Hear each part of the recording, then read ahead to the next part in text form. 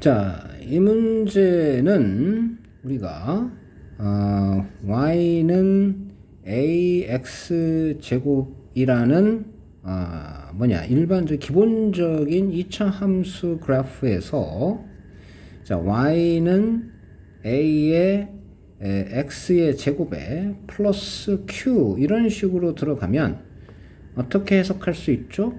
y축 방향으로 q만큼 평행 이동했다. q만큼 q가 양수가 될 수 있고 음수가 될 수도 있습니다. 평행 이동했다. 이렇게 얘기할 수가 있죠. 그 다음에 두 번째로 교과서에 나오는 거는 자, y는 a의 이제 처음에 주어진 여기에서 x-p의 전체 제곱 이렇게 들어가 있으면은 이거는 이제 x축 방향으로 얼마만큼 p만큼 역시 이때도 p가 양수이면 오른쪽 음수이면 왼쪽 이렇게 얘기할 수 있죠. 그만큼 평행 이동했다 이렇게 얘기를 할 수가 있고, 이 두 가지가 동시에 나타나는 수식인 y는 a의 x-p의 전체 제곱 플러스 q 이렇게 되어 있으면은 위에 있는 x축 방향으로의 평행 이동 얼마만큼 p만큼, 그 다음에 y축 방향으로는 얼마만큼 q만큼 평행 이동한다. 이렇게 우리가 얘기를 할 수가 있겠습니다. 자, 이거를 바탕으로 문제를 보면은 자, 3번에서는 자, 2이기 때문에 x축 방향으로 얼마만큼 x축 방향으로 2만큼, 그 다음에 상수가 완전 제곱식 바깥에 있는 상수가 7이기 때문에 자, y축 방향으로 얼마만큼 자, 7만큼 평행 이동했다. 이렇게 얘기를 할 수가 있는 것이겠습니다. 자, 그 다음 문제는 완전 제곱꼴로 바꾸는 것인데, 자, 요 부분까지는 문제를 잘 해결을 했습니다.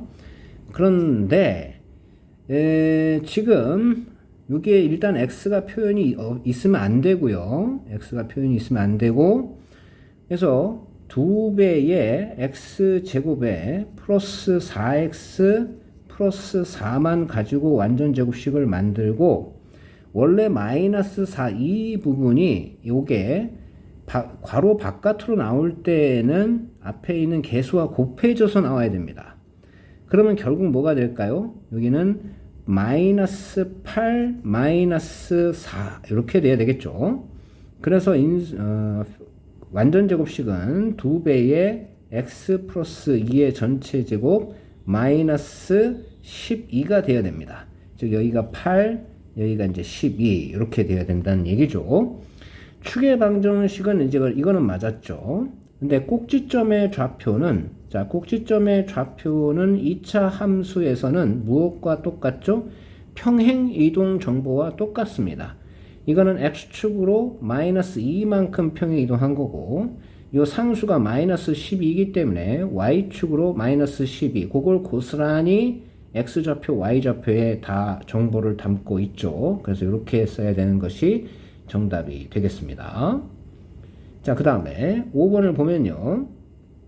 주어진 수식에서 y는 3분의 1에 x-p의 전체 제곱 플러스 q로부터 자, 그래프에 있는 정보를 읽어보니까 그래프에서 꼭지점이 얼마냐면은 마이너스 2, 그리고 뭔지 모릅니다.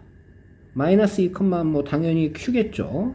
그런데 식에서 우리가 꼭지점을 읽어보면은 방금 전에도 얘기했지만 완전 제곱식을 0으로 만드는 x값인 p, 상수항인 q하고 비교를 해보면 어떤 정보를 결정할 수 있냐면은 p 값은 마이너스 2라는 것을 결정할 수 있습니다. 그건 잘 풀었네요. 일단 그건 잘 풀었는데, 그러면 p 값이 2라는 걸 결정을 했으니까 우리가 이제 업데이트 하면은 y는 3분의 1에 x 플러스 2, p값이 마이너스 2니까 전체 제곱 플러스 q일 텐데요. 여기에 지금 그 표시는 잘 했습니다. x절편이 1이라고 되어 있으니까 이걸 좌표로 나타내면 1,0이죠. 그러면 이 1,0을 지남으로 y 값이 0이고 x 값은 1, 즉 3의 제곱 플러스 q 이렇게 쓸 수 있죠. 따라서 q의 값은 얼마가 되겠습니까? 이게 이제 9에다가 3분의 1 한 거니까 플러스 3인데 이항하면은 마이너스 3이 된다. 이렇게 우리가 pq 값을 결정할 수가 있겠죠. 자, 그 다음에 자, 6번 문제는 이 그래프에 대한 설명으로 옳은 것을 모두 찾으시오. 자, 먼저 첫 번째 방법으로는 우리가 완전 제곱꼴로 바꾸어서 이것을 해석을 할 수가 있습니다. 완전 제곱꼴의 주된 목적은 꼭지점에 대한 정보를 우리가 찾고자 하는 것이 상당히 중요한 정보죠. 그러면은 이제 y는 맨 처음에 최고차항의 개수로 묶어야 되는데 그걸 안 했습니다. 보니까 최고차항의 개수로 첫 번째 항하고 두 번째 항을 묶으면은 마이너스 4x가 나옵니다. 그리고 상수는 이 바깥에 그대로 이렇게 냅둬야 되죠. 이 형식을 잘 익혀두기 바랍니다. 이제 x의 개수에 이 괄호 안에 새로 만들어진 x의 개수의 절반의 제곱을 더해주고 빼줍니다.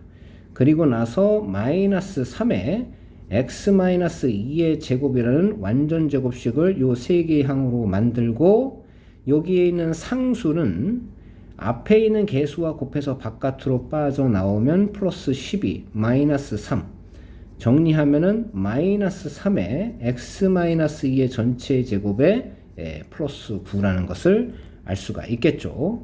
자, 그러면 이거는 꼭지점이 완전 제곱식을 0으로 만드는 2, x값은 2, 그 다음에 상수값은 9에서 2,9가 될 것이고, 여기에 대한 것을 좀 정리를 해보니까, 꼭지점의 좌표는 마이너스 2,9다. 요거는 틀렸죠. 틀린 얘기입니다. 그 다음에 y축과 만나는 점의 좌표는 0,-5다. 역시 니은도 틀렸고, 축의 방정식은 x는 2이다. 이건 맞죠? 여기서 축의 방정식이 어떻게 되죠? 축의 방정식은 x는 2라는 것을 우리가 방금 전에 꼭지점 x좌표 정보가 똑같기 때문에 알 수가 있죠. 그래서 디귿이 맞는 얘기입니다.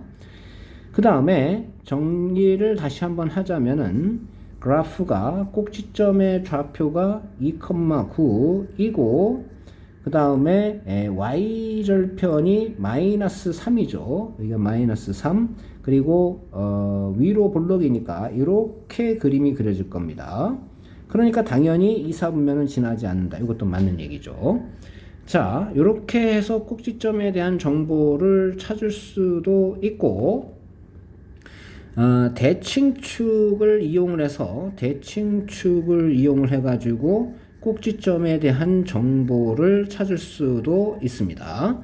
자, 대칭축의 방정식은 x는 마이너스 b 나누기 2a이기 때문에 이걸 적용시키면은 x는 마이너스 b가 12, 2a는 마이너스 6 해서 2라는 것이 나옵니다. 이 대칭축의 정보는 꼭지점의 x좌표가 똑같죠.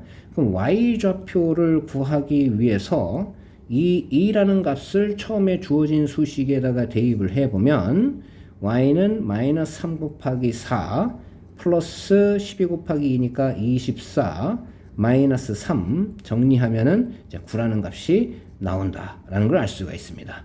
그럼 최종적인 식은 y는 최고차항의 개수는 똑같이 사용이 되는 거니까 똑같은 최고차항의 개수를 쓰고 그 다음에 꼭지점의 x좌표가 2이기 위해서는 이 괄호 안쪽이 x-2의 전체의 제곱이 돼야 되고 상수항은 꼭지점의 y좌표니까 9 이렇게 써서 이런 식으로 또 접근해서 똑같이 문제를 해결할 수 있습니다. 즉 두 가지 방법을 선생님이 다 설명을 한 겁니다. 잘 익혔으면 좋겠습니다.